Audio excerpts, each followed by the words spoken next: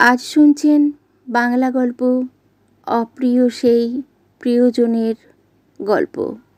লিখেছেন ঈশিতা রহমান সঞ্জিদা। আর গল্প পাঠে আমি চৈতালি দেবনাথ। তাহলে চলুন সেই অপ্রিয় প্রিয়জনের গল্প শুনি। বাড়িতে প্রবেশ করতে নিজের স্ত্রীর শাড়ির আঁচল ঠিক করতে করতে রুম থেকে বের হতে দেখে থমকে দাঁড়ায় ইফাজ। কিন্তু সবচেয়ে বেশি অবাক হয় ওর স্ত্রীর পিছন থেকে শার্টের বোতাম লাগাতে লাগাতে একজন পুরুষকে বের হতে দেখে। সেই পুরুষটা আর কেউ নয়, ইফাজের স্ত্রী পিহুর চাচাতো ভাই নেহাল। পিহু দরজা দিকে তাকাতেই থমকে গেল ইফাজকে দেখে। ইফাজ অশ্রুসিক্ত নয়নে পিহুর দিকে তাকিয়ে আছে। রাগে তার মুখ লাল আভা ছড়িয়ে পড়েছে, হাতের মুঠো শক্ত হয়ে গেছে। এসব আর সহ্য করতে পারল না ইফাজ। ঝড়ের গতিতে এসে পিহুর গালে সর্বশক্তি দিয়ে থাপ্পড় বসালো। টাল সামলাতে না পেরে পিহু 2 কদম পিছিয়ে গিয়ে নেহালের সাথে ধাক্কা খেল। নেহাল পিহুকে ধরতেই পিহু নিজেকে ছাড়িয়ে নিল। চোখ থেকে তার পানি বের হচ্ছে। গালে হাত দিয়ে পিহু ইফাজের দিকে তাকালো। ইফাজ আবার পিহুর হাত ধরে টেনে নিজের সামনে দাঁড় করিয়ে বলল, ছি, তুমি এতটা খারাপ আমি আগে ভাবিনি। আন্টি ঠিকই বলেছিল যে এই নেহালের সাথে তোমার সম্পর্ক আছে, কিন্তু আমি তা বিশ্বাস করিনি। এতটাই ভালোবেসেছি তোমাকে, আর তুমি আমার ভালোবাসাকে শেষ করে দিলে। ছি, আমার তো ভাবতেও ঘেন্না হচ্ছে। ইফাজের কথা শুনে পিহু বাকহীন হয়ে গেছে। মুখ থেকে কথা বের করার চেষ্টা করেও পারছে না। ইফাজ আবার বলল, তোমার জন্য আমি আমার সব কিছু ছেড়ে এখানে এসেছি। তোমার জন্য আমি আমার বাবা মাকে ত্যাগ করেছি। আমার বাবার বিশাল সম্পত্তি ছেড়ে ছোটোখাটো চাকরি নিয়েছি শুধুমাত্র তোমাকে ভালোবাসি বলে। আর তুমি? আমার ভাবতেও অবাক লাগছে পিহু, কি আছে এই নেহালের মধ্যে যা আমার মধ্যে নেই? হ্যাঁ, বলো বলো। পিহু কম্পিত কণ্ঠে বলল, ইফাজ, তুমি একবার আমার কথাটা শোনো। পিহুর কথা শুনে ইফাজ ধমকে উঠল, চুপ, আর একটাও কথা বলবে না তুমি। ইফাজের ধমকে পিহু কেঁপে উঠল। ইফাজের দিকে তাকিয়ে অনবরত চোখের পানি ভেজতে লাগলো। ইফাজ তাচ্ছিল্য করে হেসে বলল, তুমি কি ভেবেছ তোমার কান্না আর মন গলানো কথা শুনে আমি গলে যাব? কখনোই না। একটা কথা মনে রেখো, ভালোবাসলে যেমন সবটা দিয়ে ভালোবাসতে পারি, আর ঘৃণা করলেও সবটা দিয়ে ঘৃণা করতে পারি। আমার জীবনের সবচেয়ে প্রিয় মানুষটা তোমাকে ভেবেছিলাম, কিন্তু তুমি আমার সেই প্রিয়জন নও। আমি মিথ্যে ছিলাম। তুমি আমার অপ্রিয় ছিলে, সেটা আজকে বুঝতে পারলাম। এই জন্য তুমি আমাদের সাথে ঘুরতে যাওনি, বাহানা দেখি বাড়িতে থেকে গেছো, তাই তো? কথা বলতে বলতে ইফাজের গলা ধরে এসেছে। খুব ভালোবাসতো সে পিহুকে, কিন্তু সেই পিহু তার সাথে আজ এত বড় প্রতারণা করলো। পিহু ইফাজের দিকে তাকিয়ে কেঁদেই চলেছে। পিহু বলল, প্লিজ ইফাজ, সবটা চোখের দেখায় বিশ্বাস করাটা ঠিক নয়।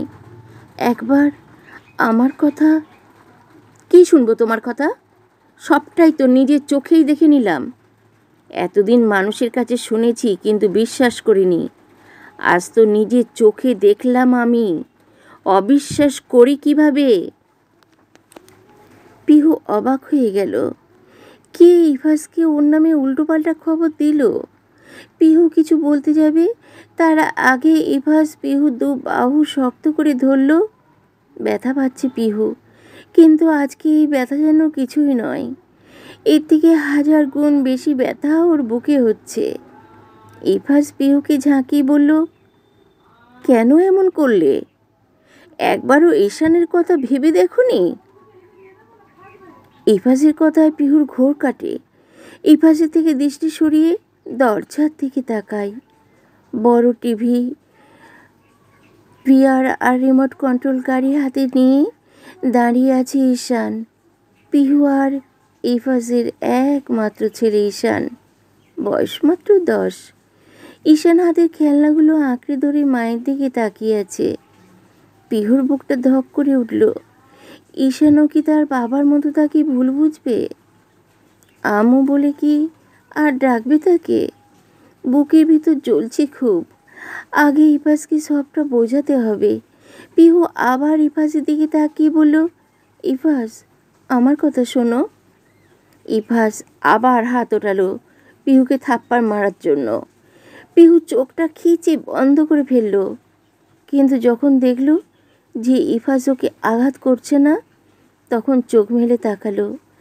নেহাল ইফাজের হাতটা ধরে রেখেছে। ইফাজ ক্রোধ নিয়ে নেহালের দিকে তাকাতেই নেহাল ধাক্কা মেরে ইফাজকে সরিয়ে দিল। তারপর বলল, অনেক হয়েছে আপনার বলা, এরপর থামুন। ইফাজ রাগে গজগজ করতে করতে বলে, তুই কে আমাদের মাঝে কথা বলার? আমি আমার স্ত্রীকে মারব, তুই বলার কে? বলেই নেহালের হাত ঝেড়ে মেরে সরিয়ে দিল। নেহাল বলল, কিন্তু এখন তো বুঝতে পারছেন যে পিহু আপনাকে চায় না। তাহলে আপনি আমাদের মাঝে দেওয়াল হয়ে দাঁড়িয়ে আছেন কেন? নেহালের কথা শুনে পিহু রাগান্বিত স্বরে বলে, নেহাল, প্লিজ পিহু, আজকে আমাকে বাধা দিও না। দেখুন, পিহু আপনার সাথে হ্যাপি নয়। কি নেই আমার? গাড়ি, বাড়ি, টাকা পয়সা সব কিছু আছে, আর আপনার থেকেও নেই। কি জন্য পিহু আপনার সাথে থাকবে বলুন তো? তাই আপনি আমাদের মাঝে আর থাকবেন না, চলে যান। তাহলে আপনিও হ্যাপি, আমরাও হ্যাপি। কথা শেষ হতেই পিহু নেহালের গালে থাপ্পড় মারল। নেহাল নিচের দিকে তাকালো। ইফাজ পিহুর হাত ধরে বলল, তোমাদের এই মেলোড্রামা বন্ধ করো, অনেক হয়েছে। আমি অনেক সহ্য করেছি, আর করতে পারছি না। তুমি হ্যাপিনেস চাও তো? তাই হবে। আমি আমার ছেলেকে নিয়ে চলে যাব। তোমরা তোমাদের মতো করে সুখে থাকো। ইফাজ পিহুর হাত ছেড়ে রুমে চলে যায়। পিহু কড়া নজরে নেহালের দিকে তাকিয়ে বলল, আগে ইফাজকে সবটা বোঝাই, তারপর তোমাকে দেখছি। বলেই পিহু ইফাজের পিছু পিছু রুমে যায়। নেহাল বাঁকা হেসে বের হয়ে যায়। ওর কাজ শেষ, সেখানে আর থাকা চলবে না। ইফাজ রুমে গিয়ে নিজের জামা কাপড় গোছাচ্ছে, আর পিহু বারবার বাধা দিচ্ছে, কিন্তু ইফাজ কোনো কথা শুনতে চাইছে না। পিহুকে বারবার ধাক্কা দিয়ে সরিয়ে দিচ্ছে, কিন্তু পিহু তাতে দমছে না। বারবার ইফাজের সাথে কথা বলতে চাইছে, কিন্তু ইফাজ কিছুই শুনছে না। ছোট্ট মীরা দরজার পর্দা ধরে দাঁড়িয়ে আছে। পিহু আর ইফাজের দিকে তাকিয়ে আছে। এতক্ষণ দাঁড়িয়ে দাঁড়িয়ে সে সব দেখছে। 5 বছর বয়সী মীরা কিছু বুঝতে পারছে না। ছোট্ট একটা টেডি বিয়ার কোলে নিয়ে দাঁড়িয়ে আছে। সে তো ঘুমিয়েছিল। চিৎকার চেঁচামেচি শুনেই তার ঘুম ভেঙেছে। তারপর যেসব কাণ্ড ঘটছে তা ওর ছোট্ট মাথায় ঢুকছে না। তবে সে এইটুকু বুঝতে পারছে যে ইফাজ আর ঈশান চলে যাবে। মীরা চোখ ঘুরিয়ে ঈশানের দিকে তাকালো। ঈশান এখনো ঠায় দাঁড়িয়ে আছে। মীরা আস্তে আস্তে ঈশানের সামনে গিয়ে দাঁড়ায়, বলে, ঈশান ভাইয়া, তুমি আর ভালো আব্বু কি চলে যাবে? ঈশান মীরার দিকে তাকালো। এতক্ষণ সে মা বাবার রুমের দিকে তাকিয়েছিল। মীরার প্রশ্নে সে চোখে তাকিয়ে বলে, মীরা, এই নে তোর বড় টেডি বিয়ার। ঈশান টেডি বিয়ারটা মীরার দিকে এগিয়ে দিল। মীরা নিল না, বলল, তোমরা চলে যেও না ঈশান ভাইয়া, আমার খুব খারাপ লাগছে। আমি আর তোমার সাথে দুষ্টুমি করব না, তবু যেও না। ঈশান মীরার হাতে টেডি বিয়ার দিয়ে মীরার মাথায় হাত রেখে বলল, চিন্তা করিস না মিরু, আমি বড় হলে তোকে একদিন নিয়ে যাব আমার কাছে। মীরা কাঁদো কাঁদো গলায় বলল, আর মণিমাকে নেবে না? সাথে সাথে ঈশান রেগে গেল, বলল, না, আমার মা খুব খারাপ মিরু। মা আমার বাবাকে একটু লাভ করে না। মা, ঈশান ভাইয়া, মণিমা খুব ভালো, এই আঙ্কেলটা খুব পচা। তুই এখন ছোট মেরু, তাই কিছু বুঝতে পারছিস না, বড় হলে ঠিক বুঝবি। মীরা নাক ফুলিয়ে বলল, তুমি বুঝি বড়? মণিমা তো সব সময় বলে তুমিও ছোট। ঈশান কিছু বলার আগেই ইভাস ব্যাগ নিয়ে রুম থেকে বের হয়ে আসে, সাথে পিহুও। পিহু কাঁদতে কাঁদতে বলে, প্লিজ ইভাস, রাগের মাথায় কোনো ভুল সিদ্ধান্ত নিও না, সব চোখের দেখা সত্যি হয় না। ইভাস পিহুর দিকে তাকিয়ে বলে, সব চোখের দেখা যেমন সত্যি হয় না, তেমনি সব চোখের দেখা মিথ্যেও হয় না। আমি নিজের চোখে না কোনো মিথ্যা দেখেছি আর না শুনেছি।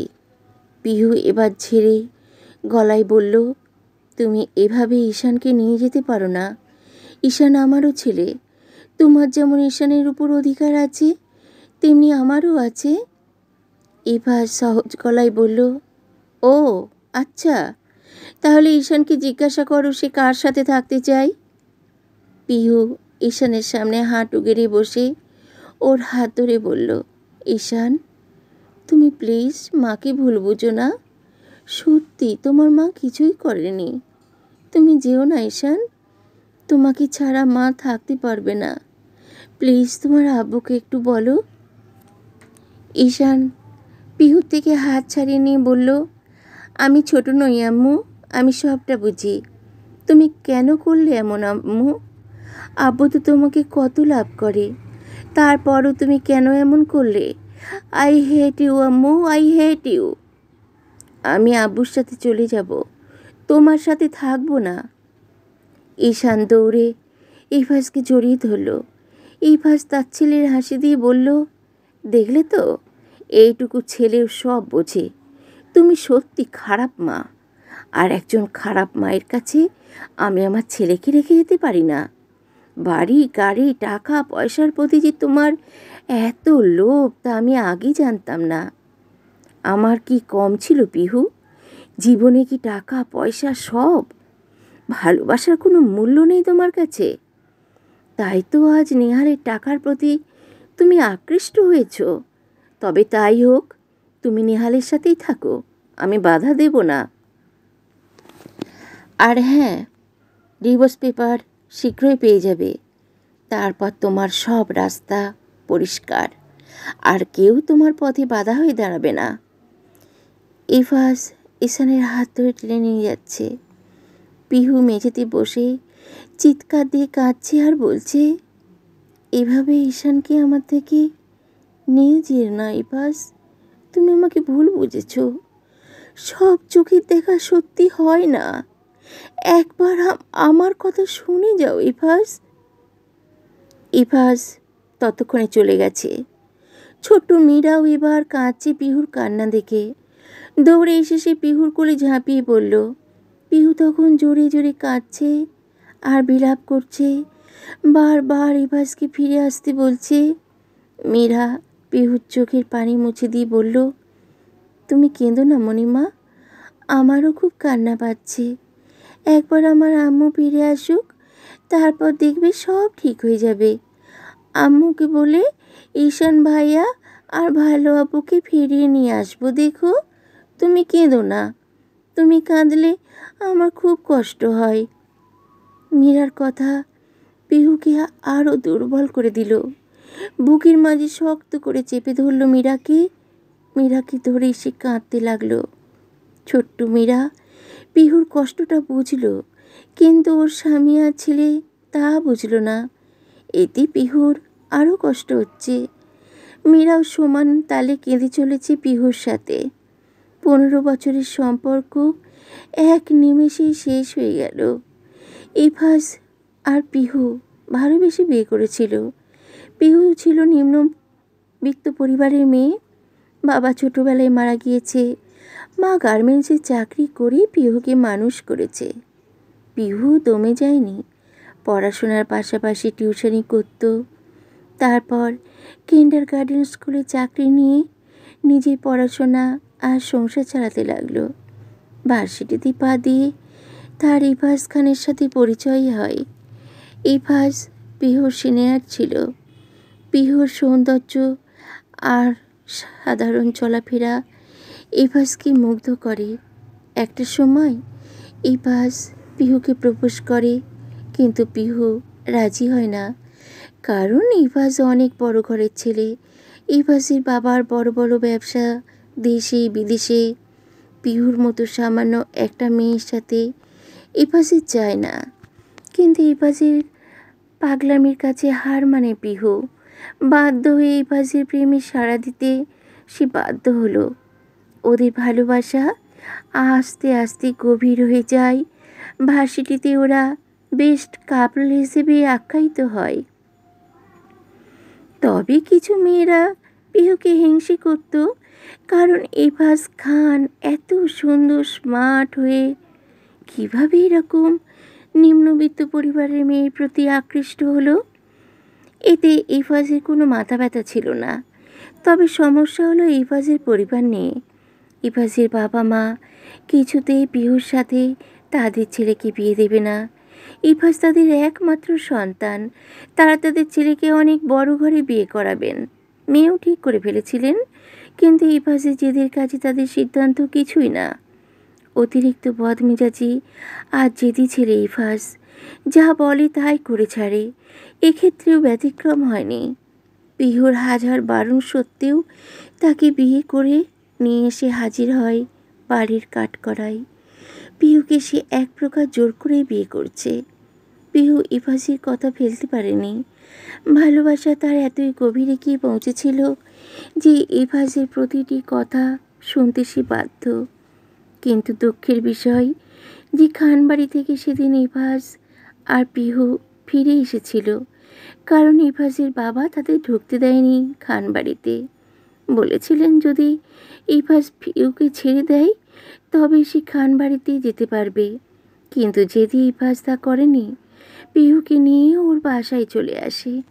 তারপর থেকে ইফাজ আর পিহুর ছোট্ট সংসার শুরু হয়। কষ্ট হলেও মানিয়ে নেয় পিহু। ইফাজ কয়েক মাস চেষ্টা করে একটা চাকরি পায়, আর পিহু তো স্কুলে চাকরি করে। কোনো মতে চলে যায় ওদের। দিন শেষে যখন ইফাজ ক্লান্ত হয়ে বাড়িতে ফিরে, পিহু তখন নিজ হাতে ঠান্ডা পানি এগিয়ে দেয়, সযত্নে ইফাজের ঘাম মুছে দেয়। ইফাজের বুকে মাথা রেখে শান্তি পায় পিহু। ইফাজও নিজের প্রেয়সীকে জড়িয়ে ধরে রাত পার করে দেয়। ওদের জীবনে আর এক খুশির খবর আসে যখন পিহু প্রেগনেন্ট হয়। ইফাজ সেদিন খুব খুশি হয়েছিল। এক দফা পিহুকে কোলে নিয়ে ঘুরেছিল। বাবার হওয়ার খুশিতে সবাইকে মিষ্টিমুখ করিয়েছিল। সব সময় পিহুর যত্ন করত ইফাজ। তাছাড়া পিহুর মা তো আছেই। যেদিন পিহু ডেলিভারি হলো সেদিন হসপিটালের করিডোরে দাঁড়িয়েছিল ইফাজ। সর্বপ্রথম ইফাজ ঈশানকে কোলে তুলে নিয়েছিল। ঈশানকে কোলে রেখেই পিহুর কপালে গভীর চুম্বন করেছিল। ওদের বিয়ের 11.5 বছর, আর প্রেমের সম্পর্ক ছিল 3.5 বছর। এই নিয়ে মোট 15 বছরের সম্পর্ক ওদের। আর আজ এক নিমেষেই সব শেষ হয়ে গেল। এসব ভাবতে ভাবতেই পিহুর চোখে পানিতে ভরে গেল। এখন সে দরজার সামনে বসে আছে। এই বুঝি ইফাজ ঈশানকে নিয়ে ফিরে আসবে। এই বুঝি ঈশান আম্মু আম্মু বলে ঝাঁপিয়ে পড়বে ওর কোলে। কিন্তু ওর ভাবনা সত্যি হলো না। ইফাজ এলো না ঈশানকে নিয়ে। ছোট্ট ঈশান মাকে ছাড়া থাকবে কিভাবে? পিহু সেসব ভেবেই কাঁদছে। এমন সময় একজোড়া পা এসে থামলো পিহুর সামনে। বুট পরা পায়ের মালিকের দিকে তাকালো সে। মালিককে দেখেই রাগে কাঁপতে লাগলো পিহুর সারা শরীর। নেহাল হেসে তাকালো পিহুর দিকে, তারপর এক ঝটকায় পিহুর হাত ধরে দাঁড় করালো। পিহুর কোল থেকে ছিটকে দূরে পড়ে গেল মীরা। পিহু সেদিকে তাকিয়ে চিৎকার করে উঠল। আজ শুনলেন অপ্রিয় সেই প্রিয়জনের প্রথম পর্ব। আপনাদের গল্প কেমন লাগলো তা অবশ্যই জানাবেন, এবং তারপর অবশ্যই দ্বিতীয় পর্ব আমি দেব। কমেন্টস করতে ভুলবেন না এবং লাইক করতে ভুলবেন না। আপনজনদের মধ্যে শেয়ার করে দেবেন অবশ্যই।